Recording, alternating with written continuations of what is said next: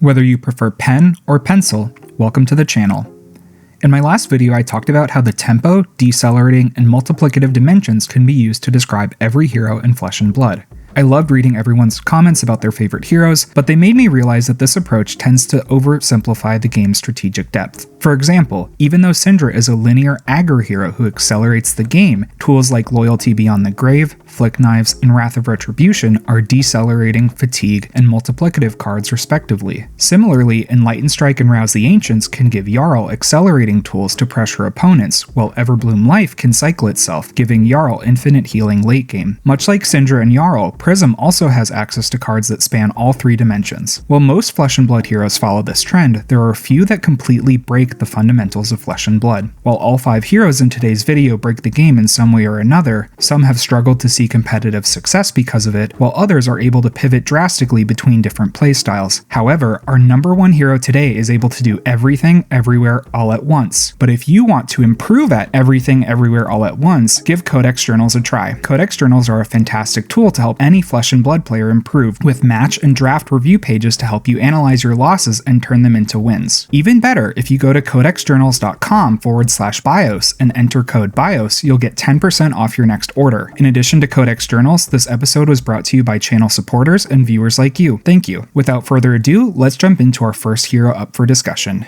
Riptide lurks into our list at the number 5 slot. In an ideal world, his hero ability incentivizes playing offensive pumps and defensive traps from hand in order to load his arsenal with arrows. Theoretically, this lets him play towards tempo with instants like Rain Razors, letting him load his arsenal at instant speed, while giving arrows like Bolt and Shot go again as well as reload on hit. On the fatigue side, Quiver of Abyssal Depths lets Riptide shuffle 3 arrows back into his deck, letting him recycle the most relevant arrows, further increasing the total damage his deck is able to deal. Additionally, his specialization Murky Water provides tall evasive damage while letting him reuse one of his traps on hit. Since his traps ping opponents for unblockable damage when triggered, Riptide's ability naturally causes him to decelerate the game. While he starts with less life than most other opponents can't risk activating his traps once they've dropped to 1 life. Because of this, Riptide is able to choose the optimal traps based on the meta, targeting heroes that go wide, use attack reactions, or buff their attacks. But don't let Riptide's defensive nature fool you. His pumps and arrows help him deal efficient damage, while on-hit effects like Blood Rot allow him to race opponents if not respected.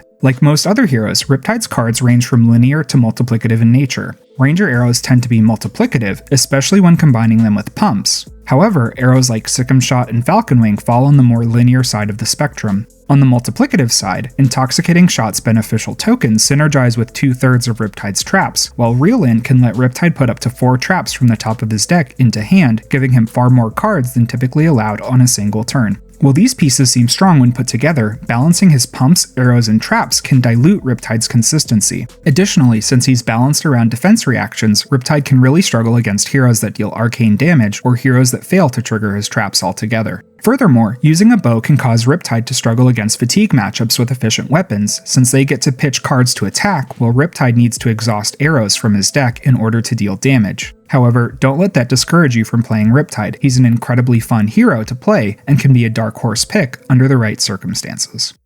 Hovering into spot number 4 on our list is Teklevossen Esteemed Magnate. Teklo's ability allows him to play Evos from his Banish Zone, often boosting them from deck or scrapping them from graveyard. Teklo's 4th place spot on today's list comes from deck building constraints similar to Riptide's. His ability makes him play more defensively to maximize the value of his Evos. However, in order to get them into the Banish Zone, he often has to take damage in order to send these attacks. On the tempo side, Teklo has access to above rate boost attacks like Throttle and Zipper Hit. These let him trade damage with opponents. Because he can play banished Evos at any point in the game, he doesn't mind leaving them there while he pressures opponents' life totals. Speaking of Evos, these pieces of equipment delve into a fatigue-oriented game plan, allowing him to outvalue opponents over longer games. This is especially true when he refreshes his Steel Soul Evos, getting at least 5 block value out of his blues before re-equipping the next one on top. Teklo prefers to decelerate the game with his War Machines and Terminator tanks. These attacks do a great job at slowing down opponents and get even more efficient with additional Evos, allowing Teklevossen to take control of the game. However, he can choose to run boost attacks like 0 to 60 and Twin Drive to turbo Evos into his Banish Zone. On the value axis, Teklo has access to linear cards that perform both offensively and defensively. However, Teklevossen really shines when leaning towards multiplicative cards.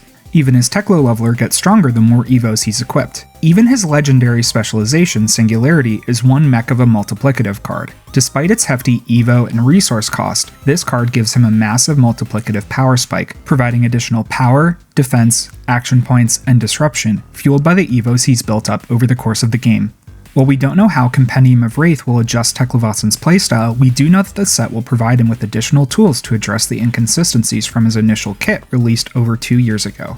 Now that we've reviewed Riptide and Teklevosson, Abby from the Iron Maiden is going to cover our third hero on today's list. Hello, my name is Abby, and today I'm going to show you how Vynnset doesn't fit into archetypes. Vynnset can play on each axis. So starting with decelerating to accelerating, Vynnset has lots of tools that take resources away from opponents, from their hand or arsenal, and lots of tools that give her access to extra cards from Banish or Rune Chants, so she can choose on that axis.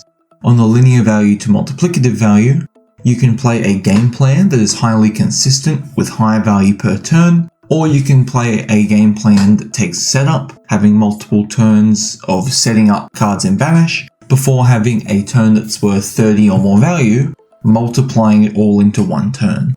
And from tempo to fatigue, you can have a very strong tempo game plan with good D-reacts and very good numbers if you never give it up. If you need to give up some time to set up, you can wait for those more powerful cards. So although we cannot fatigue other decks in the traditional sense, sometimes we need to slow the game down in order to find our best cards. If we look at a sort of graph of matchups, you can see that these are organized from decelerating to accelerating, the decks we need to do those things to on each side. Decks we need to decelerate, we need to make sure they don't have all the cards in their hand, or they could be really punishing us with reactions or very powerful turns. When we need to accelerate against decks, it's the opposite, where although they might disrupt us or be annoying, we really need to focus on having Rune Chants each turn and accelerating our game plan towards a win.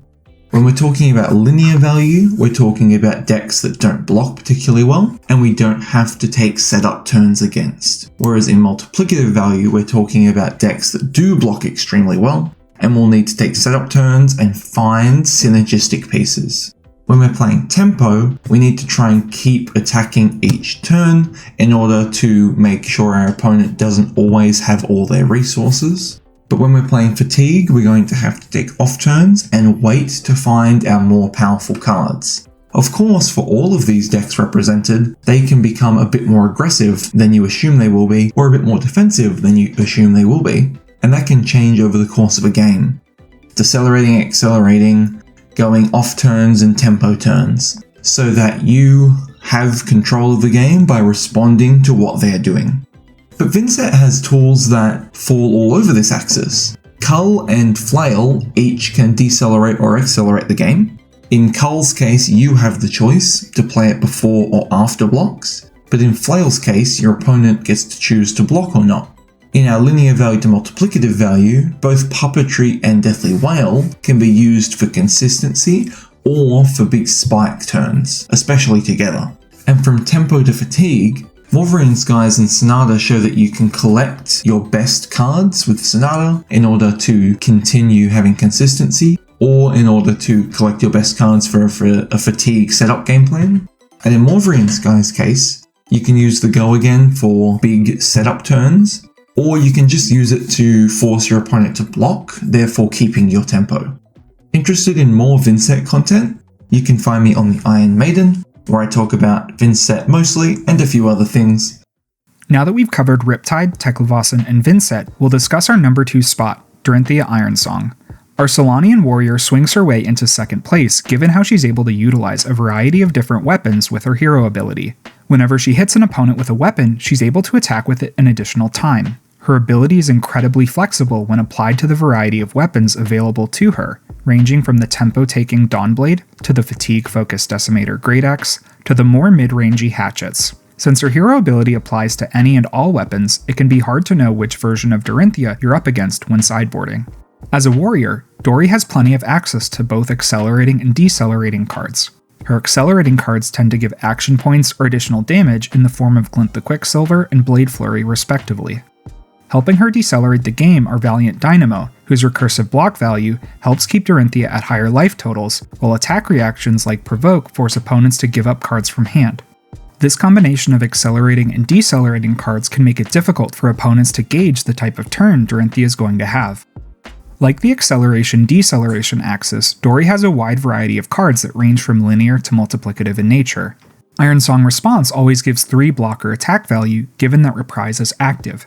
However, her signature weapon Dawnblade can accrue infinitely many +1 counters, as long as she continues hitting twice per turn. Stacking counters on Dawnblade gives Dorinthia the ability to pressure heroes who prefer not to block, allowing her to race even the fastest decks in the format. Overall, Dorinthia has a wide variety of cards that fall anywhere in between, from Blade Runner to Ironsong Determination.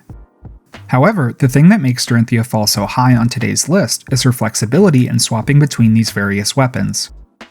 When defense reactions are less prevalent in the format, Dorinthia often opts to wield Dawnblade and Reprise attack reactions that help her overpower her opponent's defenses, while playing Goblet of Blood-Run Wine to create massive turns with the Agility and Vigor tokens.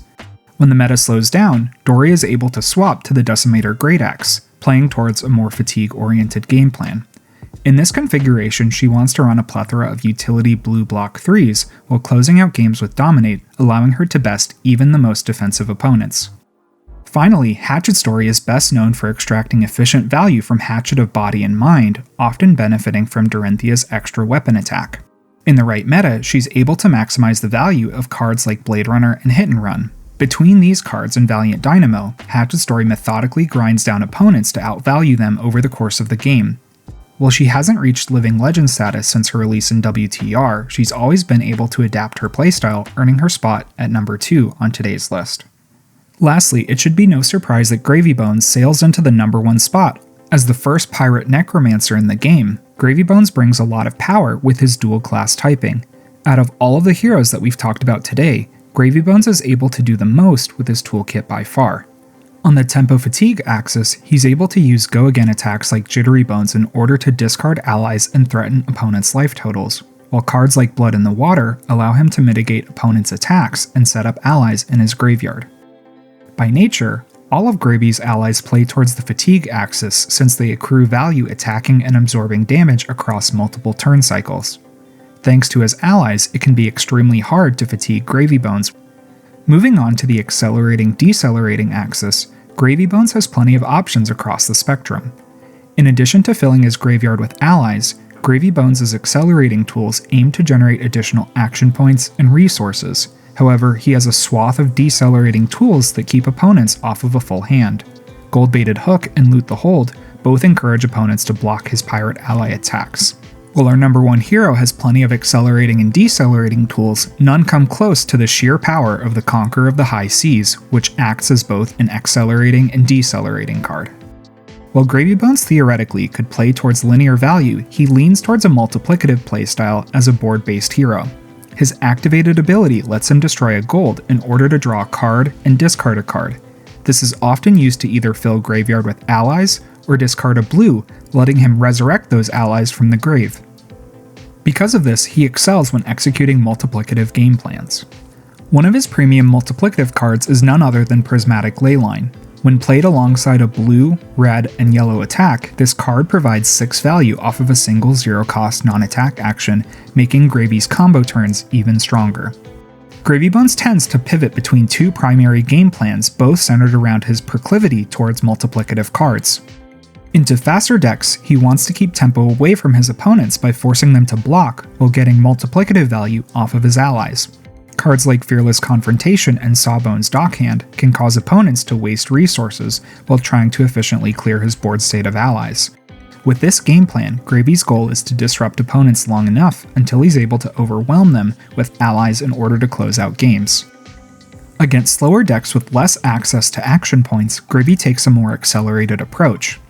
A bounty of accelerating cards like Goldkiss Rum, Diamond Amulet, Back Alley Breakline, and Avasti provide Gravy with more than enough extra action points to swarm the board with key allies from his graveyard. Gold tokens and Saltwater Swell also let Gravy Bones draw extra cards and net additional resources to fuel those go-wide turns. Depending on his opponent, Call to the Grave can tutor hard-to-clear allies while also allowing him to summon them on the same turn. Overall, this combination of game plans into both fast and slow heroes earns Gravy Bones the gold medal on today's list. If you made it to this point in the video, thank you so much for watching. Let me know your thoughts on my personal list and whether there are any heroes who should be included in today's category. If you enjoyed the video, please consider liking and subscribing. I really appreciate everyone's support of the channel, and I hope to be back to making regular content. Lastly, I want to thank Abby from the Iron Maiden for sharing her incredible knowledge of Vynnset on this video. If you want to watch high-level Vynnset content, please consider subscribing to the Iron Maiden on YouTube. That's all I have today. Thank you so much for watching, and I'll teach you in the next one.